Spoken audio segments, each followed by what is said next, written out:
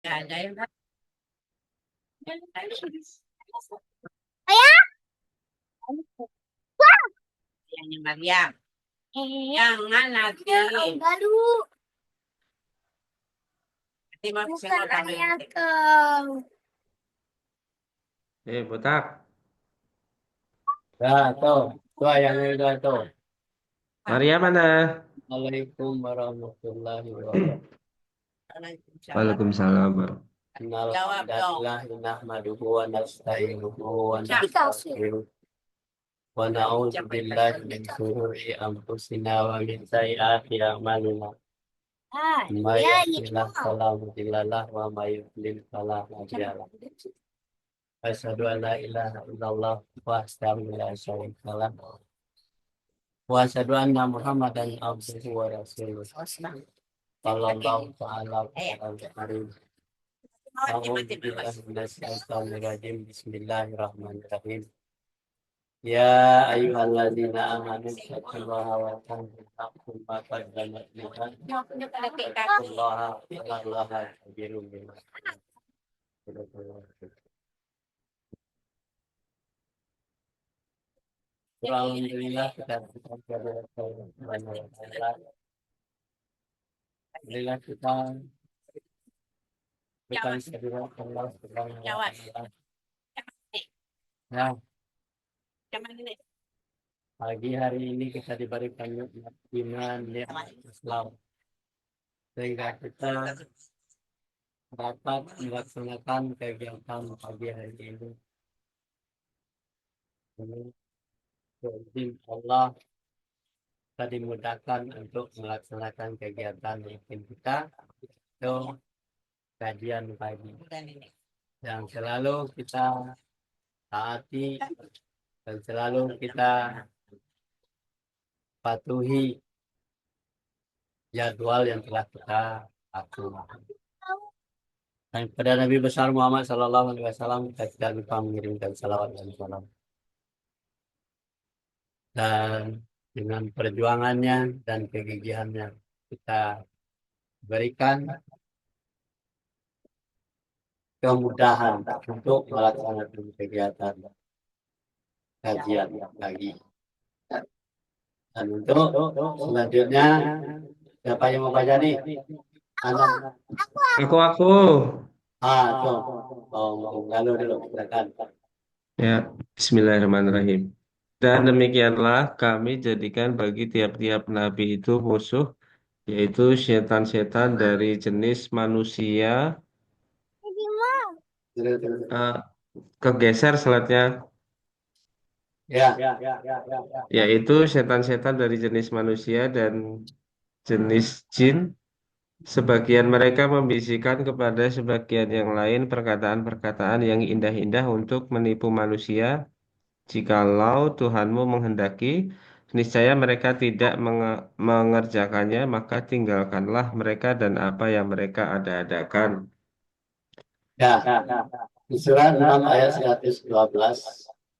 A'udzubillahi minasyaitonirrajim. Bismillahirrahmanirrahim. Wa kadzalika ja'alna likulli nabiyyin aduwwun syayatinal insi wal jinni yuhi ba'duhum ila ba'd. Zukhrafal qawli arura walau sya'a rabbuka ma fa'alu bazarhum wa ma yaftarun. Barakallahu. Dan demikianlah kami jadikan bagi tiap-tiap nabi itu musuh. Siapa musuhnya? Yaitu setan-setan dari jenis manusia dan jenis jin. Sebagian mereka membisikkan kepada sebagian yang lain perkataan-perkataan yang indah-indah yang menipu manusia. Nah, jikalau Tuhan menghendaki, niscaya mereka tidak mengerjakannya, maka tinggalkanlah mereka dan apa yang mereka katakan. Nah, ini jelas bahwa Allah itu tiap-tiap nabi itu ada musuhnya. Nah, kalau nabi itu ada musuhnya, manusia yang mengikut nabi ada musuhnya. Itu siapa musuhnya? Yaitu setan-setan seperti yang terjadi di Indonesia kira-kira ini. Bayar. Ada pemimpin yang sudah dipengaruhi oleh setan. Ya, dia jelas sekali musuh dari orang-orang yang berjalan lurus, ya kan? Jalan lurus. Siapa tiap jalan lurus? Yaitu orang-orang yang mengikuti Nabi.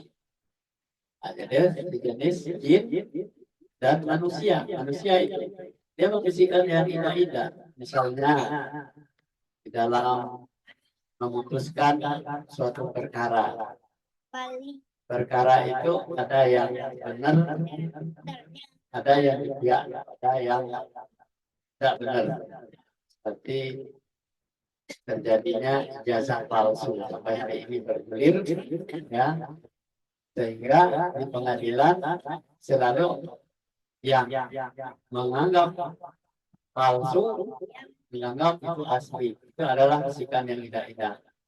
Apa kalau yang dibisikkan supaya ada sebuah keuntungan nanti kalau menang dalam perkara mempertahankan yang mereka ada-adakan. Yang diada-adakan itu adalah diadakanlah orang-orang yang menyaksikan bahwa dia adalah benar mahasiswa yang seperti Jokowi adanya di UGM. Tetapi kenapa setelah diselusuri menurut kebenaran yang benar bahwa dia bukan mahasiswa, dan dia pada saat itu anak-anak PKI kan tidak boleh sekolah di perguruan tinggi negeri pada zaman Soeharto. Nah, ini dia mengatakan bahwa dia adalah orang yang kuliah di sana. Nah, ini yang disebut dengan manipulasi data, ya kan? Manipulasi data bahwa yang salah dibenarkan. Ini setan-setan yang menjadikan yang indah-indah. Kenapa dia ingin menguasai Indonesia ini? Inilah salah satu politik yang dilakukan oleh setan-setan sekelilingnya yang menjadikan yang indah. Apa yang menjadikan yang indah-indah itu adalah keuntungan yang dengan materi yang berlimpah. Itu disebut dengan musuh itu. Terus lanjut. Bisa di sini baca. Bisa. Ini yang lanjut. Baca mana, Cam? Baca. Baca. Mana baca?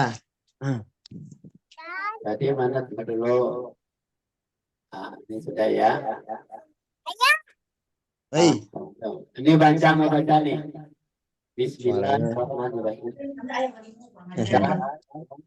Di antara hewan ternak itu ada yang dijadikan untuk pengangkutan dan ada ini untuk disembelih. Makanlah dari rezeki yang telah diberikan Allah kepadamu. Dan janganlah kamu mengikuti langkah-langkah setan. Sesungguhnya setan itu musuh yang nyata bagi manusia. Nah, Jadi Qurannya bunyinya begini, yang kita baca tadi. A'udzubillahi minasyaitonirrajim. Bismillahirrahmanirrahim. Wa minal an'ami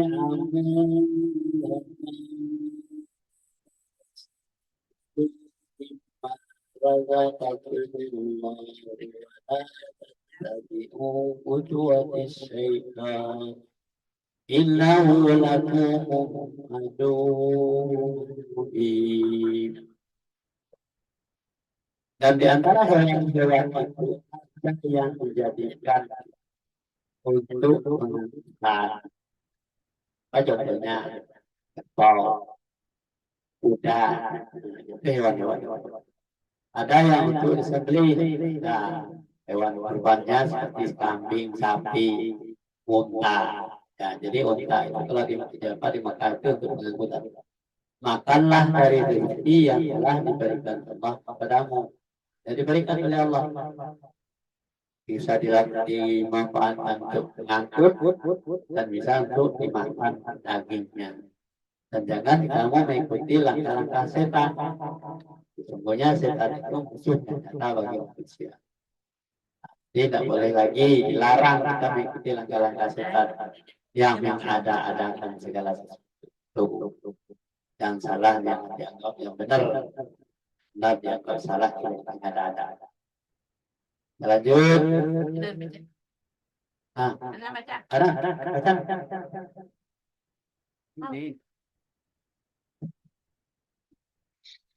Surat ke-7 ayat 22. Maka syaitan membujuk keduanya untuk melakukan membantu keduanya dalam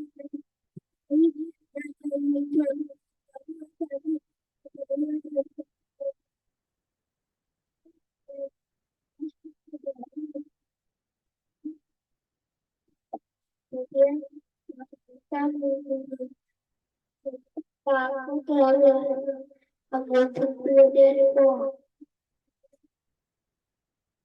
Dan aku katakan kepadamu sesungguhnya syaitan itu adalah musuh yang nyata bagi kamu berdua.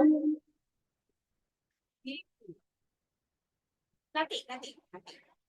Orang belum Ya, di surat 7 ayat 22. Kan?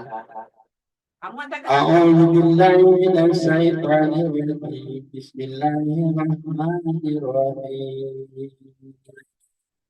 biar aja.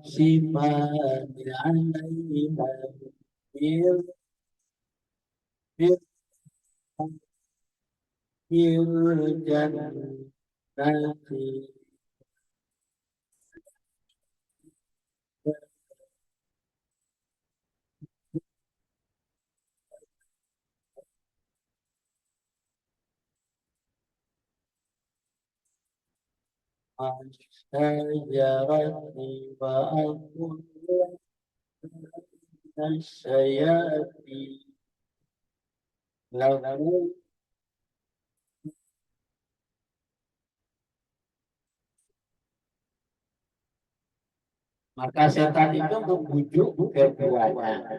Siapa keduanya? Yaitu yang ada di surga ketika itu adalah Adam dan Hawa. Adam dan Hawa itu ada di surga. Memakan buah yang dibudayakan. Di sana ada buah kuldi. Kata Allah, kalau kamu ada di sini jangan masuk, jangan mendekati pohon. Di sini dibujuk oleh setan. Tuhan Nabi saja dibujuk oleh setan. Dan tatkala keduanya telah merasai buah kayu, maka nampaklah bagi keduanya aurat-auratnya. Nah, jadi larangan Allah dilakukan oleh Adam dan Hawa itu karena aurat itu.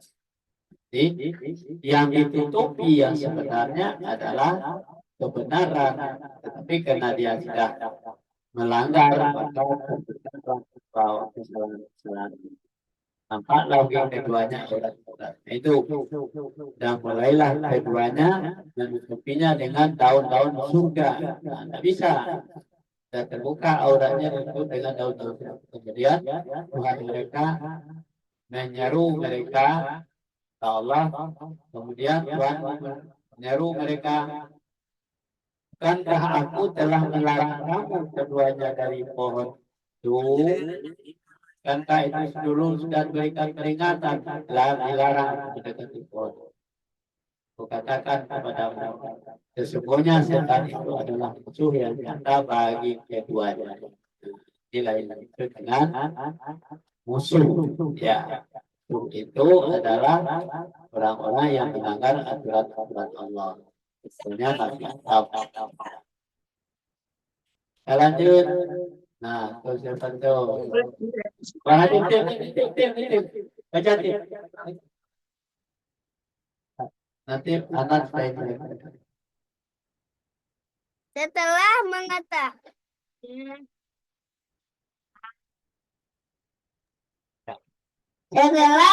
mengetahui misi dan misi Allah, maka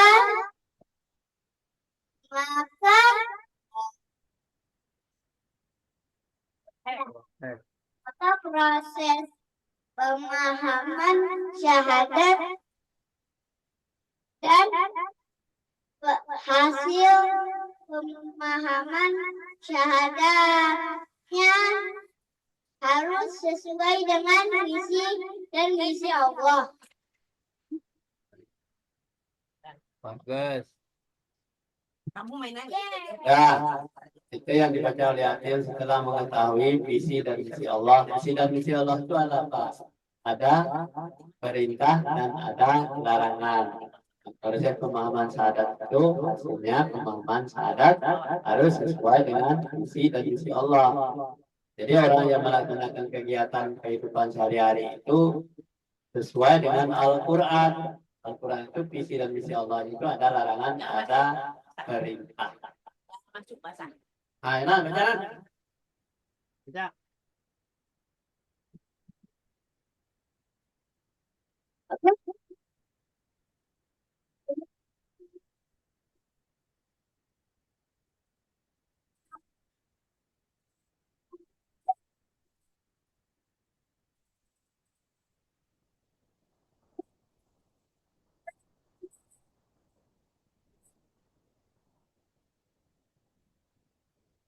Jadi visi dan misi Allah itu berarti kita harus mendapatkan pemahaman syahadat yang sesuai dengan ayat-ayat Allah dan berperilaku Islami. Kalau sudah sesuai dengan ayat-ayat Allah, perilakunya Islami. Ada nih baca nih.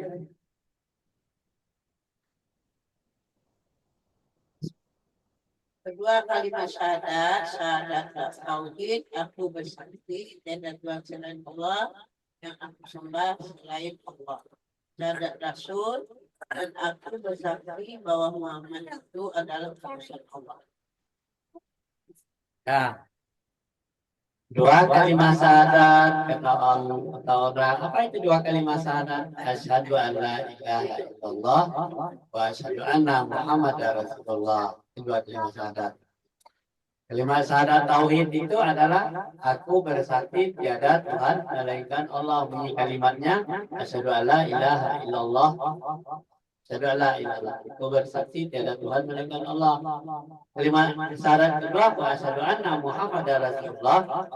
Syahadat kedua, aku bersaksi bahwa Muhammad itu adalah utusan Allah. Nah, jadi kalau Muhammad utusan Allah, Muhammad yang tidak ada, utusan Allah adalah kita yang mengikuti Muhammad itu. Lanjut. Tuh, yang Aku Husna dulu. Islam ditegakkan di atas 5 dasar. 1. Bersaksi bahwa tidak ada Tuhan yang hak kecuali Allah, dan bahwasanya Muhammad itu utusan Allah. 2. Mendirikan sholat 5 waktu. 3. Membayar zakat. 4. Mengerjakan ibadah haji ke Baitullah. 5. Berpuasa dalam bulan Ramadan. Ya. Jadi Islam yang ditegakkan di atas 5 dasar. Atas 5 dasar. Jadi Islam itu. Kemudian bersaksi bahwa tidak ada Tuhan yang berhak kecuali Allah. Yang berhak disembah adalah Allah. Bahwasanya Muhammad itu adalah utusan Allah. Itu saksi yang pertama. Yang keduanya mendirikan salat 5 waktu. Salat 5 waktu itu mulai subuh, zuhur, asar, maghrib, isya. Ya, 5 waktu wajib dilakukannya. Tuh, yang nomor 2 itu. Kemudian yang ketiganya membayar zakat. Nah, zakat kalau kita mendapatkan penghasilan yang besar, dan pada waktunya kita mengeluarkan zakat, dikeluarkan zakat. Kemudian yang keempat, mengerjakan ibadah haji ke Baitullah bagi siapa yang sanggup untuk ke sana. Jadi sanggupnya dari segi ilmunya, sanggup dengan materinya untuk ke sana. Kemudian yang kelima, berpuasa dalam bulan Ramadan. Nah, ini berpuasa bulan Ramadan. Kita baru melaksanakan puasa bulan Ramadan, sekarang sudah mau haji lagi. Nah, inilah 5 dasar ini yang disebut dengan rukun Islam. Nah, jadi kalau orang Islam itu rukunnya ada 5. 5 dasar itu. Nah, tidak bisa hanya satu saja dilaksanakan, tetapi yang lainnya tidak dilaksanakan. Makanya kita bersaksi tiada Tuhan melainkan Allah bahwa Muhammad Rasulullah. Itu tidak kita pakai aja mendirikan salat 5 waktu. Berarti kita tidak cukup rukunnya. Atau kita tidak bayar zakat. Kalau sudah waktunya bayar zakat, tidak bayar zakat. Ya, jadi rukunnya tidak lengkap. Jadi untuk kesempurnaannya Islam seseorang itu harus dilaksanakan 5 dasar itu. Jadi itulah namanya rukun, syarat untuk mendapatkan ridha Allah. Kehidupan. Lanjut tuh. Bersih. Oh, ya.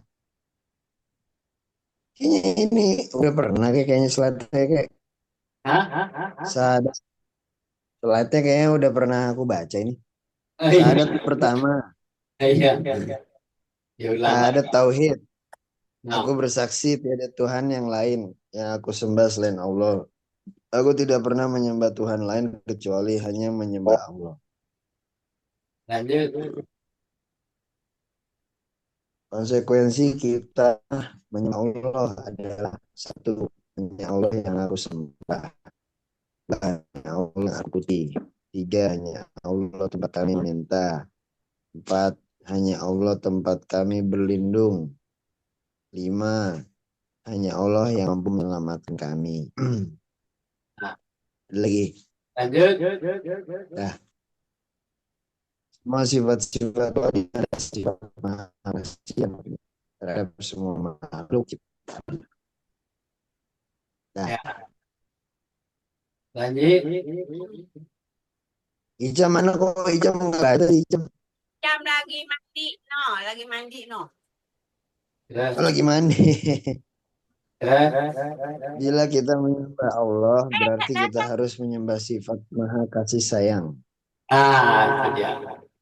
Jadi dari rukun Islam yang tadi, walaupun kita ulang-ulang, ini wajib kita tahu, ya kan? Syahadat tauhid itu yang pertama itu bersaksi tiada Tuhan melainkan yang disembah hanya Allah.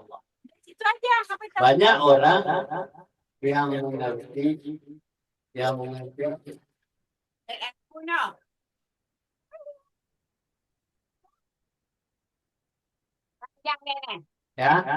Jadi syahadat pertama itu banyak yang dilanggar oleh orang. Ya. Syahadat tauhid itu hanya Tuhan saja, Allah yang kita sembah, yang lain tidak disembah. Ada juga orang Islam menyembah Allah, tetapi percaya juga kepada yang lain. Itu yang namanya syahadatnya batal. Aku tidak menyembah Tuhan lain, kecuali hanya menyembah Allah. Ada orang hanya percaya kepada ustadz atau kiai saja. Nah, berarti dia sudah menyembah Tuhannya. Nah, itulah Tuhannya. Itu yang dimaksud dengan syahadat tauhid itu. Hanya kita harus tekankan di sini, syahadat tauhid itu hanya semata-mata hanya menyembah Allah. Nah, kalau orang masih meragukan apa yang disembahnya Allah itu, nah itu berarti dia syahadatnya yang pertama itu tidak syahadat tauhid. Syahadat tauhid itu hanya yakin kepada Allah. Bagaimana kita yakin? Konsekuensinya kita harus menyembah Allah itu adalah hanya Allah yang aku sembah. Berarti banyak orang menyembah patung, menyembah budaya. Seperti di Bali menyembah budaya, menyembah apa Hindu, Buddha, ya kan budaya kan, ya kan menyembah percaya pada hal-hal yang orang pintar, itu berarti kita menyembah selain dari Allah. Percaya kepada dukun, percaya kepada paranormal. Nah, ini namanya sudah tidak menyembah Allah lagi. Hanya Allah yang kami berlindung. Kalau kita minta kepada Allah, hanya kepada Allah tidak. Hanya Allah lah yang mampu menyelamatkan. Ini konsekuensinya. Jadi jangan sampai longgar di dalam menyembah Allah itu. Apapun yang terjadi, hanya Allah yang kita yakini untuk menyelamatkan kita. Seperti yang terjadi di Gaza. Anak-anak Gaza itu walaupun dia masih kecil, dia tidak mau mengungsi kemanapun. Hidup dan matinya hanya di sana. Dibawa mengungsi, tidak, kami hidup di sini, mati juga di sini. Kenapa dia mempertahankan haknya anak kecil aja? Biarlah di Tuhan dia tinggal, tapi dia tidak mau berubah daripada yang disampaikan oleh orang tuanya. Begitu juga orang yang berjuang untuk menjadi syuhada itu mempertahankan haknya, mati dia dalam berjihad untuk mempertahankan haknya. Itulah disebut dengan konsekuensinya, ya, menyembah Allah. Sebab dia tahu bahwa Allah lah segala-galanya, dalam mau hidup mau mati itu Allah yang. Nah, jangan sampai kita terpengaruh dengan tipu daya manusia. Nah, jadi supaya selamat, kata orang-orang Israel, kamu mengungsi aja dari sini, pindah dari sini semuanya. Tidak mau orang-orang Gaza pindah dari sana. Biarlah mati di sana. Itu namanya konsekuensi. Kenapa? Kalau dia pindah dari sana, pasti dia terusir dari negerinya. Itu kita di Indonesia, kita juga seperti itu. Jangan sampai dirayu oleh oligarki menjual lahan kita dengan harga yang murah. Nah, ini namanya orang yang sudah percaya kepada materinya. Nah, materi itulah yang disebut orang yang bertuhan kepada hawa nafsunya. Dia tidak pikirkan kehidupan anak cucunya. Nah, jadi semua sifat-sifat Allah itu dilandasi oleh sifat Maha Pengasih dan Maha Penyayang terhadap semua makhluk ciptaannya. Harus ada sifat-sifat itu, kasih dan sayang. Kalau tidak ada sifat kasih dan sayang di dalam dirinya, dia bukan menyembah Allah lagi. Kalau orang-orang yang memusuhi orang Islam itu tidak ada sifat kasih sayang, ya. Itu adalah orang yang berpegang kepada hawa nafsu. Ya, sampai di sini dulu kajian kita pagi ini. Wabillahi taufiq wal hidayah. Assalamualaikum warahmatullahi wabarakatuh. Waalaikumsalam. Waalaikumsalam warahmatullahi wabarakatuh. Assalamualaikum.